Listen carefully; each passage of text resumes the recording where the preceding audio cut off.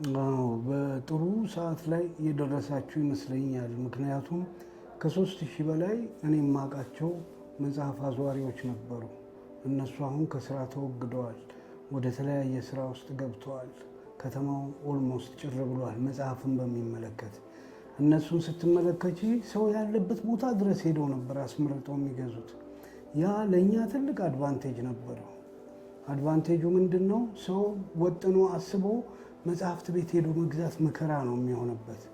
ልክ ሲመለከት መጽሐፉን ግን ልጁን ያስታውሳል፣ የሚያነብ ሚስቱን፣ የሚያነብ ዘመዱን ያስታውስና ይችን መጽሐፍ ብሎ ይገዛል። እሱም የሚወደውን ደራሲ ሲመለከት ይገዛ ነበር። ያ ትልቅ እድል ነበር ለእኛ።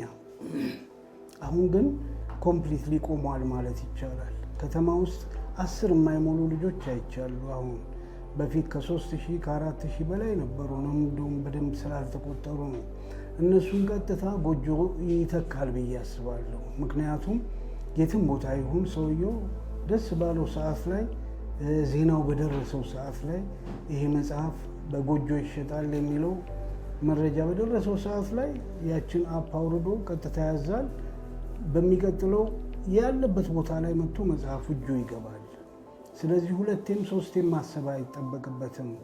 የትራንስፖርቱን ጉዳይ ከተማ ውስጥ ታያለሽ። መጽሐፍት ጥቂት ነው ያሉት መጽሐፍት ቤቶች። እነሱ ጋር ለመሄድ ያለው ሄዴክ ጠዋት የተነሳ ሰው ምናልባት 6 ሰዓትም ሊደርስ ይችላል። ያው ሁሉ ያግደው ነበር አንባቢው። አሁን ግን እነዛን ተክቶ መገኘቱ ጎጆ የመጽሐፋቸው የመነበቡንም እድል ከፍ አድርጎ ውጤት ያመጣል ብዬ ተስፋ አደርጋለሁና ጎጆን ወርዱና እኔም አለሁ፣ ሌሎቹም ደራሲዎች አሉ፣ እንዲስፋፋና ተደራሽነቱ በይበልጥ ደግሞ ሰፊ እንዲሆን ምኞቴ ነው።